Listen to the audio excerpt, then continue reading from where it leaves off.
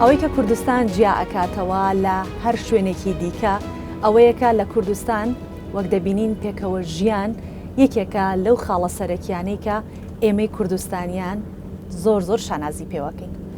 لە ناو میوانەکانی ئەم جارەی بەرنامەی ئەزموونی کوردستان دەبینین کە جگە لەوەی کە ئێمە زۆر جار ئەوانەی کە لەگەڵمان بەشدارن لە ئاینی پیرۆزی ئیسلامن. ئەم جارە میوانەکانمان جگە لە موسڵمانن، لەگەڵ ئەوەشە ئاینی مەسیحی و هەروەها جگەلەوە ئاینی ئێزیدیشمان لەگەڵایە.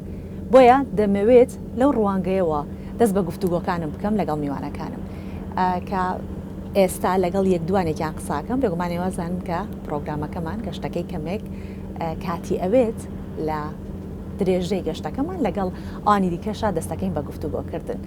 یاحلەن وەسەهلەن. سڵاو لە تۆش خۆشەویستی. کوردی من بە کوردی باسی و تایبەتمەندیانەی کوردستانم کرد کە لە شوێنەکانی دیکە جیای دەکاتەوە.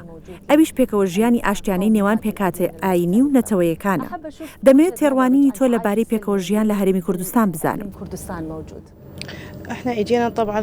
ئێمە لە ژمارەیەک پارێزگاوە هاتوین. کاتێک هاتینە ئێرە بینیمان کە هیچ جیاوازیەک لە نێوان خەڵکی پارێزگاکان ناکەن.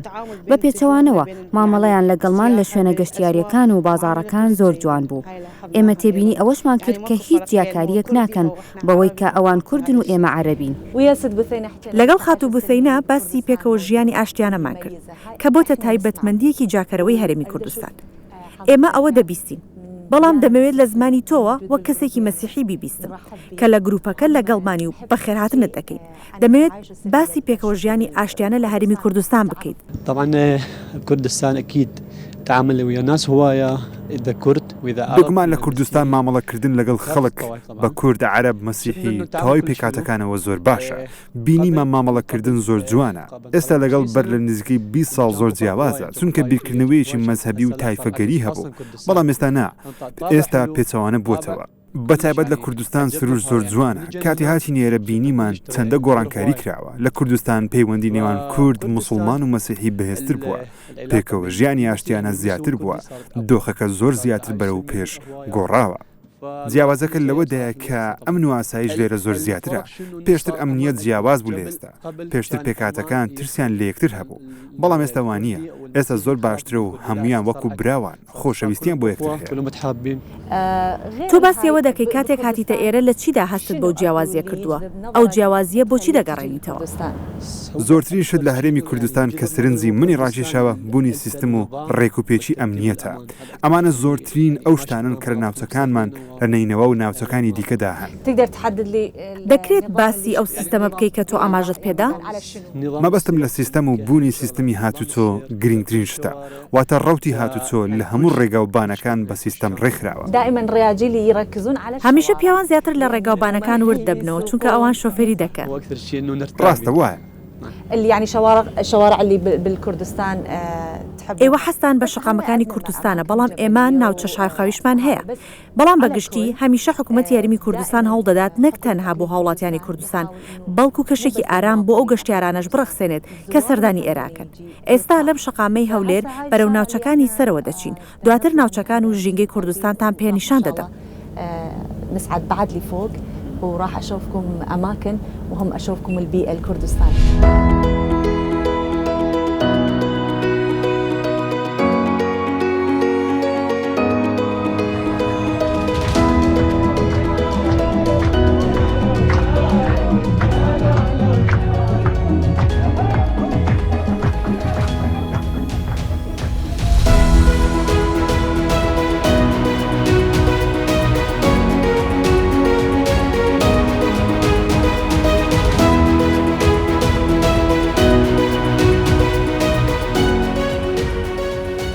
ئێمە لە حەسەن بەگین کەش و هەوایەکی زۆر سارد و بەفراوی هەیە.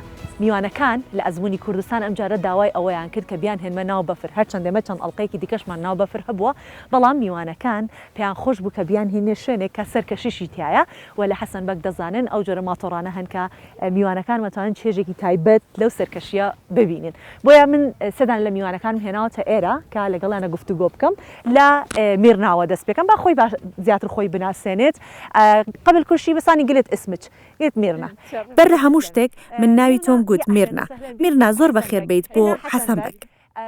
حەسەن بەگ ناوچەیەکی گەشتیاریە هەندێک یاری سەرکێشی لێرە هەن بۆ نمونە ئەو ماتۆرانە لێرەن کە دواتر کاتێکی خۆش لەگەڵیان بەسەر دەبن با لەوەوە بچینە ناو کەشی یاریەکان ئێوە وەک ڕێکخراوی کۆمەڵگەی مەدەنی کە چالاکی زۆرتان هەیە و دەچنە زۆر شوێن بەڵام زۆرترین شوێن سەردانی کوردستان دەکەن لە سمینار فستیڤال کۆڕ و کۆبوونەوەکان لە کوردستان زیاتر ئەنجامی دەدەن حەز دەکەم لە دیدگای تۆ بزانم بۆچی و چالاکیانەی کە چالاکی کۆمەڵگەی مەدەنی لە کوردستان زیاتر بەڕێوەچن نشاطات المجتمعات المدنية يجون لإقليم كردستان يعني أنا كرأيي إنه مكان كلش آمن لهاي بەڕای من لەبەرەوەی ئاسایش یاریمی کوردستان بۆ جۆرە چالاکیانە زۆر بەهێزە کە وەک دەزانین نەک تەنها عێراقیەکان بەڵکو بیانیەکانیش لەو ڕێکخراوانەدا هەن زۆرترین ڕێکخراوەکانیش بۆیە ڕوولێرەکەن لەبەرەوەی شوێنێکی سەقامگیرە ماشەڵا شوێنێکی زۆر خۆشە ساڵ بە ساڵ پێش دەکەوێت لەبەرەوەی من خۆم لە نێو بەغدا و سلێمانی و هەولێرە ژیم بۆیە هەر جارێک کە دوای مانگێ یان دوو مانگە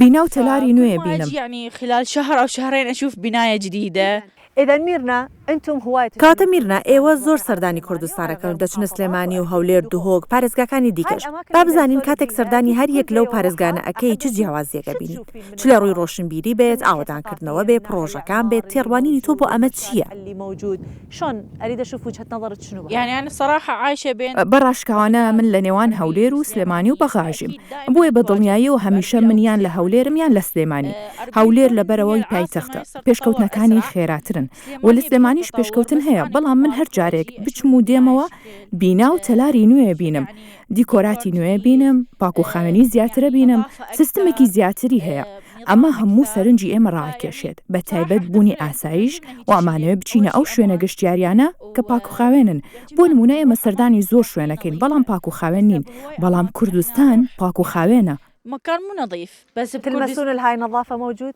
ئێوە و پاکوخاوێن و ڕێخستن و سیستەمەی ئێرە بۆچیە گەڕێنەوە بە دڵنیاییەوە بۆ سیستەمە دەگەڕێتەوە کە لە هەرێمی کوردستان هەیە چونکە ئەمە تەنها لە سنووری پارێزگای هەولێر نییە بەڵکو لە هەر شوێنێکی ناو سنووری کوردستان هەیە بە شێوەیەک تەنانەت هیچ کەسێک بۆی نییە شوێنەکان پیس بکات بۆ هەر سەرپێچێک پێبژاردن نەکرێت هەرچەندە زۆربیان لە پێبژاردن ناڕازین بەڵام سیستەمەکە بەم شێوەیە بۆی بتوانن پارێزگاری لە پاکوخاوێنی بکەن تەواو ئەمە دیدگای تۆ بوو کابچینە لای ئەو برایە و مایکەکەی بدە دەستی باسڵاوێکیش لێ بکەم تۆ بە ماندوو کردوایە؟ نا بە پێچەوانەوە بڵێ تێژم وەرگرت هەر بەڕاستی سەرکێشی بوو زۆر جوانە با ناوی تۆش بزانی من ناوم ئەنەسە زۆر باشە ئەنەس تۆ لە چ بوارێکدا کار دەکەی منیش لە هەمووان بواری ڕێکخراوەکانی کۆمەڵگەی مەدەنی کار دەکەم کەواتە تۆ وەک چالاکوانێکی کۆمەڵگەی مەدەنی کە هەمیشە کار لەسەر هۆشیارکردنەوە پێشخستنی ئاستی ڕۆشنبیری تاکەکان لە پێناو هەنگاونانی کۆمەڵگا بەرەو پێشکەوتن دەکەن کار دەکەیت تۆ بە تێڕوانینی خۆت پێشکەوتنەکانی هەرێمی کوردستان لەکوێی ئەو هەنگاوانەدان نازانم باز لە چ بوارێک بکەم ئەگەر مەبەستت ئاسانکاریە بە دڵنیایەوە ئاسانکاری زۆر بۆ ئەو ڕێکخراوانە و کادیرەکانیان هەیە کە لێرە کار دەکەن یانیش دەیانەوێت لێرە کار بکەن و خزمەتی خەڵک دەکەن تاو کاتیەوە ئاسانکاریانەش بەردەوام دون بە دڵنیایەوە خەڵک بۆ کارکردن ڕوو لێرە دەکەن و خزمەتی خەڵکیێرە دەکەن بەڕای تۆ کارکردنی ڕێکخراوەکانی کۆمەڵگای مەدەنی لە بواری هەڵمەتەکانی هۆشیارکردنەوەی خەڵک لە چ شوێنێک خێراترە و خەڵکی کوێ زیاتر ئامادەی دەرەبڕن بۆ ئەوەی کە پێشکەوتن لەو بوارانە لە خۆیان ببینن التطور يمشي حسب ما المنظمات المجتمع المدني يريدوها هي البداية بدت يعني من تعرفين دەستپێکەکەی لە ساڵی 2014ەوە لەو کاتەی گۆڕانکاری بەسەر دۆخەکەدا هات لە هەرێمی کوردستانەوە دەستی پێکرد چونکە هەر لە سەرەتاوە هەرێم ناوچەیەکی سەقامگیر بوو بووە خاڵی وەرچەرخان بۆ تەواوی ڕێکخراوەکانی ناوخۆیی و بیانی و ئەوانەی کاریان تێدا دەکرد دواتر ناوچە ڕزگارکراوەکانی نزیک هەرێم سوودیان لێبینی بۆ نمونە خزمەتێکی زۆریان پێشکەش بە مووسڵ و دەشتی نینەوە و شوێنەکانی دیکە کرد بە دڵنیاییشەوە ئەوە هەمووی کاریگەریەکی ئەرێنی لەو ناوچانە هەبوو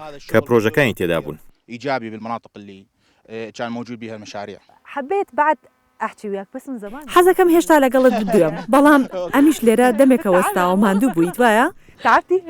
لا شاقاكي أهلا وسهلا با بتناسين و بزانین ناوت چییە و لە چ بوارێک کارەکەی وأنتي بيا مجال تشتغلي أنا اسمي أوان من ناوم ئەوانە منیش هەر لە بواری ڕێکخراوەکانی کۆمەڵگەی مەدەنی کار دەکەم کارێکی دیکەشم هەیە و من ئەندازیارم بۆیە لە بواری ئەندازیاریش کار دەکەم کەواتە قسەی زۆرم لەگەڵت هەیە لە ڕووی ئەندازیاریەوە ئەوەی سەردانی هەولێرەکات بینا و تەلارەکانی ئێرابینێت کە ئاوەدانکردنەوەی تیابەدی ئەکرێت کارکردن لە ڕێگاوبانەکان نەخشەسازی ئەندازەی ئەمانی هەمووی تیا هەیە لەوانەیە خەڵکانی ئاسایی نەتوانێت لە ڕووی دیزاین و نەخشەسازی و شرۆڤەی بکە بەڵام کاتێک دەبینیت کەسێکی وەکو تۆ دێتە ئێرە ئەمانە دەبینێت تۆ بەپێی تایبەتمەندی خۆت وەک ئەندازیارێک دیدگات چییە لەسەر ئەو ئاوەدانکردنەوە و پرۆژانی کە لە هەرێمی کوردستان ئەیبێت يعني طبعا حركة الإعمار الموجودة بالإقليم وخاصة بأربيل يعني هەڵبەتە ڕوتی ئاوەدانکردنەوە لە هەرێمی کوردستان بەتایبەت لە هەولێر مرۆڤ زۆر دڵخۆش دەکات کاتێک دەبینێ شتێکی لەم جۆرە لە وڵاتەکەت هەیە کاتێک سەیری پارێزگاکانی دیکە و شارەکانی دیکەی عراق دەکەین ڕاستە کە پرۆژەی لەو شێوەیە هەن بەڵام زۆر سوست و لەسەرخۆن یانی زۆر بەباشی دیراست نەکراون بەڵام ئەگەر باسی ئەوە بکەین کە لە هەرێمی کوردستان و هەولێر هەیە کە بەشێک لە کارەکەی من لە هەولێرە دەبینین پێشکەوتنی زۆر لە بواری بیناسازیدا هەیە هەروەها ئەو ئامێرانەی لێرە لە بواری بیناسازیشدا بەکاردەهێنرێن جیاوازن تەنانەت لە ڕووی مادە و تەکنیکەکانی بەکارهاتوش لە بواری بیناسازیدا جیاوازە ئەمانە هەمویان ئەو هۆکارانان کە لە کۆتاییدا ناسنامەیەکی تایبەت بە بواری بیناسازی دەدەن و جیاوازتر دەردەکەون و گەیشتوتە قۆناغێکی پێشکەوتوی تەکنیکی و کاری ئەو خەڵکەی ئاسان کردووە کە لەو بوارەدا کار دەکەن يعني تسهل أمر يعني الناس اللي تستعمل البناية همين من سپاس دەکەم ئێوەم ماندوو کرد وا خەریکە بەفری بن پێمان دەچێتە خوارەوە نامەوێت لەو سەرمایە هەموو کاتەکەتان بە قسەکردن لەگەڵ بەسەر ببم دەمەوێت کاتێکی خۆشیش بەسەر ببەن و بچن یاریش بکەن لەمە زیاتر لە کاتێوە ناگرم با بچین تێڕوانینی برادرانی دیکەش ببینم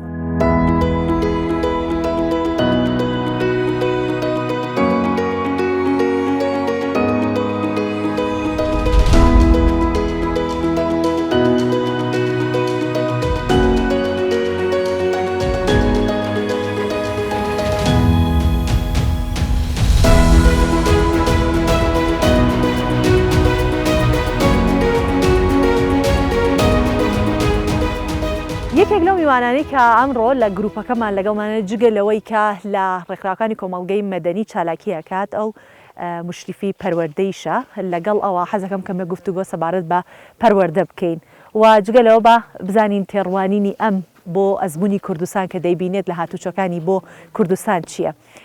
ست دونە خات و دونە من زانیومە جەنابتان سەرپەرشتیاری پەروەردەین دەمەوێت تێڕوانینی سەرپەرشتیارێکی پەروەردەی بزانم سەبارەت بە بواری ڕۆشنبیری و پەروەردە لە هەرێمی کوردستان تۆ چۆن سەیری ئەم بوارە دەکەی لە هەرێم يعني زياراتي كانت محدودة بهذا سەردانەکانم بۆ هەرێمی کوردستان بە دیاریکراوی لەو بوارەدا بوون بەڵام بە شێوەیەکی گشتی دەتوانم ببینم کە زۆر هەوڵ و چالاکی ڕۆشنبیری لێرە هەن تەنانەت لە قوتابخانەکانیش دەبینم سیستمەکە لەو شێوە کلاسیکیەوە گۆڕاوە کە پێشتر هەوبووە واتە هەوڵێکەیە بۆ شکاندنی کلاسیکێت چ لە ڕووی ڕێگاکانی وانەوتنەوە یانیش نمونە و ڕێبازەکانی خوێندن واتە بە شێوەیەکی گشتی گۆڕانکارێکی گەورە کراوە بەڕای تۆ ئەمە کاریگەری دەبێت بۆ زیاتر پێشکەوتنی هەرێمی کوردستان أكيد يعني لما بەدڵنیایەوە واتە هەر هەوڵێک بۆ گۆڕانکاری ئەگەر ئەنجامەکەی هەرچێکیش بێ بەڕای من دەواازەیەکە بێ بۆ پێشکەوتن هي تصب التقدم کاتێ ئێمە لە ڕێگە بووین تۆ بە بەردەوام دەتپرسی ئەوە چی بوو بۆ ئەندە ڕێگاکە دوور و درێژ بوو بۆچی هەر نەگەیشتین کاتێکیش کە گەیشتین نشێوە هەورەزەکانت بینی بەلاتەوە شۆک بوو کە لە شوێنێکی ئاوها پڕ لە هەوراز و نشێو شوێنێکی گەشتیاری هەیە مەحاڵە ئەوەی ڕاستی بێت من سەردانی زۆرم لە هەرێمی کوردستان هەبووە بەڵام زۆرترین شت کە حەزم پێی بوو ئەوەیە کە ویستومە چیاکان ببینم چونکە کوردستان بە چیاکانی بەناوبانگە بەڵام هیچ بیرۆکەیەکم نەبووە کە چۆن سەردانیان بکەم ئەمڕۆ دەرفەتێکی زۆر گونجاو و جوان بوو وێ ڕای سەختیەکانی ڕێگاکە بەڵام هەر بەڕاستی دەرفەتێکی جوان بوو کە ئەمڕۆ توانیم لە سنووری نێوان عێراق و ئێران نزیک ببمەوە کە ئەمە شتێکە هەرگیز بە خەیاڵمدا نەهاتووە تۆ پێشبینیەوەت نەکردبوو کە بەرپرسانی هەرێمی کوردستان بیریان لە دوایین خاڵی سنووریش کردوتەوە بۆ ئەوەی شوێنێکی گەشتیاری لێ بکەنەوە؟ لە ڕاستیدا نەک تەنها پێشبینیم نەکردبوو بەڵکو هیچ بیرۆکەیەکم لەبارەی ئەو بابەتەوە نەبوو واتە خۆزگە میدیایەکی تایبەت لەو بوارە هەبوایە بۆ ئەوەی خەڵکی بیرۆکەیان لەسەر ئەو بابەتە هەبوایە من دڵنیام نەک تەنها من بەڵکو خەڵکانێکی زۆر حەز دەکەن لە ناوچە گەشتیاریەکان لە وڵاتەکان شارەزا بن واتە خوددا سروشتێکی دڵفێنی بە کوردستان داوە بۆیە پێویستە لە ڕووی گەشتیاریەوە زیاتر بناسیێنرێت و کاری زیاتر بۆ ناساندنی بکرێت.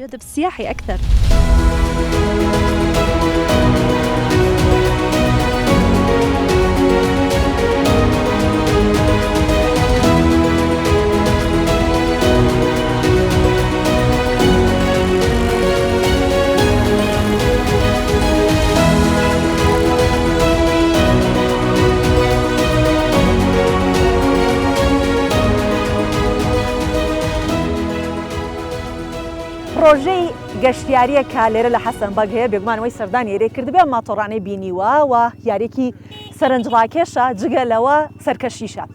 من لە درێژەی گەشتەکەمانە حەزیشم کرد کە ئەمان خۆیان خەریکی ئەو یاریکردنە بوون بۆیە بەشێکیان لەو کاتە یاریانە کرد بەشێکیشان ئێستا ئامادەبوونە سواری ماتۆڕەکان بن و بڕۆن بەڵام پێشەوەی کە بڕۆن من نەمەوێت لەگەڵیانە کەمێک گفتوگۆ بکەم و قسەیان لەگەڵا بکەم جا دواتر بە ئیسراحەتی خۆیان باوەڕۆن.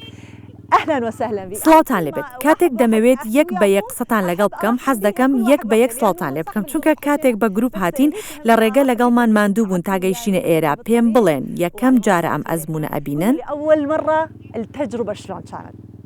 حقيقة هي تجربة كلش جميلة وجميلة جدا ايش قد ما نوصفها حقيقة لە ڕاستیدا ئەزمونێکی زۆر جوانە هەرچەندە وەسفی بکەین ناتوانین گزارش لە ئاستی جوانەکەی و ئاستی سوودەکەی بە کۆمەلگا بکەین لەسەر ئاستی هەموو عێراق نەک تەنها لەسەر ئاستی هەرێمی کوردستان بۆچی چونکە ئەزمونە زۆر بیرۆکە لەگەڵ خۆیدا دەگوازێتەوە ئامانجی زۆری لە پشتەوە هەن ئەوانیش گواستنەوەی ڕۆشنبیری گواستنەوەی ژینگە گواستنەوەی پێشکەوتن و گواستنەوەی بیرکردنەوەی جوان و پێشکەوتووە واتە کۆمەلگەی کوردستان لە ڕاستیدا کۆمەلگەیەکی پێشکەوتووە چونکە هەمان ئەو کۆمەلگایەیە کە هاوکارە لەگەڵ حکومت بۆ ئەوی بتوانین بگەنە قۆناغێکی لەم شێوەیە و بەو ئامانجانە بگەن ئەزمونێکە ئێمە زۆر پێی دڵخۆشین هیوادارین هەموو لایەکتیدا بەشدار بێ و واقعی ڕاستەقینەی کوردستان ببینێ کە چۆنە الكل يشارك بها ويشوف الواقع الحقيقي بكردستان شلونه.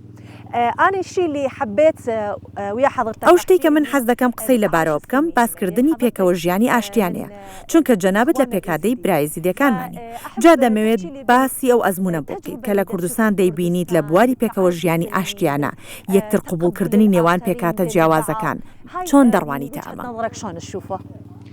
حقيقة احنا كنا مو البعد الكامل عن حكومة الإقليم لا أهلا تعرفون أنتم لە ڕاستیدا ئێمە تەواو لە حکومەتی هەرێم دوور نەکەوتینەوە وەک دەزانی ئێزیدی کوردی ڕەسەنن ئێمە بەڕەسەڵک کوردین بەڵام لە کاتی ئاوەرەبووندا لە ساڵی 2014 ئێمە واقعی ڕاستەقینەمان زانی بەوەی کە هەرێم باوەشی بۆ ئێمە کردووەتەوە هاوکاری زۆری پێشکەش بە ئاوەرەکان کرد و کەمپی کردەوە هاوکاری دارایشی کردین و زۆر شتی کرد چونکە توانی بە هەوڵەکانی دەرگەکانی ڕێکخراوەکان بکاتەوە بۆ ئەوەی بێن و خزمەتگوزاری پێشکەش بکەن ئەوەشی سەلمان کە هاوکاری خەڵکیە و ناوچانە دەکات کە لەلایەن داعشەوە وێران کراون بۆیە چەندە سوپاسی حکومەتی هەرێمی کوردستان بکەین ناتوانین ئەو قەرزەیان بدەینەوە الشريحة خاصة المنكوبة من قبل أوباش داعش حقيقة احنا ايش قد ما نشكر حكومة إقليم كردستان ما راح نقدر نوفيها. بەڕای تۆ چۆن دەتوانین پارێزگاری لە مەزمونە بکەین کە ئێستا لە کوردستان بەدەستێنراوە هەروەها چۆن دەتوانین ئەم مەزمونەی لە کوردستان بەدەساتەوە بگوازینە ناوچەکانی دیکە؟ كلش حلو هذا السؤال حبيته. ئەو پرسیارەی جەنابەت زۆر جوانە بەدڵمە ئێمە ئەمڕۆ لەم ناوچەیە بەم ڕێژە زۆرە گەشتیارە پێشکەوتن پایە بەرزی کە هەیە لە ناوخۆی هەرێمی کوردستان دەمانەوە بزانین چۆن پارێزگاری لێ بکەین چۆن بەردەوام بین لەم سەرکەوتنانە چونکە گەیشتن بە لووتکە ئاسانە بەڵام گرنگ پارێزگاریکردنە لەمانەوە لەسەر لووتکە ئەمەش زۆر قورسە بۆیە هیوادارم هەموو کەس هاوکار بێت پشتگیری لەو پێشکەوتنانە بکات کە حکوومەتی هەرێمی کوردستان هەڵساوە بە ئەنجامدانی پرسیارەکەی تۆم لەبیرە بەڵێ لە ڕێگەی قبولکردنی بەرامبەر و یارمەتیدانی یەکتر ئەنجامدانی چالاکی لەم جۆرە لە سەراستی عێراق هەرێمی کوردستان دەرگای هەردەم کراوە دەبێت بۆ گەشتیارانی بەسڕە و شارەکانی دیکە ئەگەر گوێتان لە دەنگمە ئەم ئەزمونە تاقی بکەنەوە زۆر خۆشە و بەدڵتان دەبێت. إذا يسمعون صوتي عيشوا هاي التجربة، تجربة كلش حلوة وراح تحبوها. أشكرك، خلي أعرف بفارغ الصبر منتظرين تسعدون بالماطوراتكم. سپاست دەکەم. ئێوە سواری ماتۆڕەکانتان بن، منیش لەگەڵ ئەم خاتونە قسە دەکەم دەمانەوێت خۆیمان پێ بناسێنێت. خۆت بناسێنەوە دواتر بۆمان باس بکە بەرنامەکە کە بەرنامەی ئەزموونی کوردستانە چۆن ئەزموونی کوردستانی پێتان نیشاندا. ڕاستە کە ئەزموونێکی بچووک بوو تەنها ماوەی چەند کاتژمێرێک لەگەڵ یەک بووین، بەڵام تۆ چۆن ئەم ئەزمونت بینی؟ كنا مع بعض بس شلون تشوفي هاي التجربة حسب جياتك وروحاتك للكردستان؟ الفكرة كلش حلوة، يعني حقيقة المناطق السياحية بیرۆکەکە زۆر جوانە، واتە لە ڕاستیدا ناوچە گەشتیارەکان کە هەمیشە وەک گەشتیار سەردانیان دەکەین ژمارەیان کەم و سنووردارن. پێشتر ئێمە نەمان دەزانی کە ناوچەی گەشتیاری هەن کە لەو دووسێ ناوچە دیاریکراوە زیاتر بێت کە کۆمپانیەکانی گەشتیارەکان پیشانی ئێمەیان دەدەن. ڕاستە ئێمە پێویستمان بەلایەنێکی میدیایی هەیە بۆ ئەوەی دەرفەتی پیشاندانی ئەو ناوچە گەشتیاریانە بۆ ئێمە بدەن. واتە ئەمە یەکەم جارە من دێمە ئەم ناوچەیە و نەمدەزانی کە شوێنی وا هەن و چالاکیشی تێدا بەڕێوە دەچن. وێڕای ئەمەش سروشتی ناوچەکە. ئێمە هەمومان پێویستمان بەوەیە کە ئەم بەشەی ناوچەکە ببینین. لە پارێزگاکانی دیکە هەرگیز بە فرمان نەبینیوە. غير محافظات نحن أبد ما شايفين ثلج حقيقة. يعني العراق واتە عێراق زۆر شوێنی گەشتیاری هەیە، تەنانەت ناوچەی شوێنەواریشی زۆرە، بەڵام ئەو گرنگی کوردستان لە ڕووی ڕێکخستن سیستەم و ئاسانکاریەکان بۆ گەشتیاران بۆ بوارەی داوە وا دەکات کە سەرنجی ژمارەیەکی زیاتری گەشتیاران بەلای خۆیدا ڕابکێشێت. تخليها تستقطب وتجذب سواح أكثر.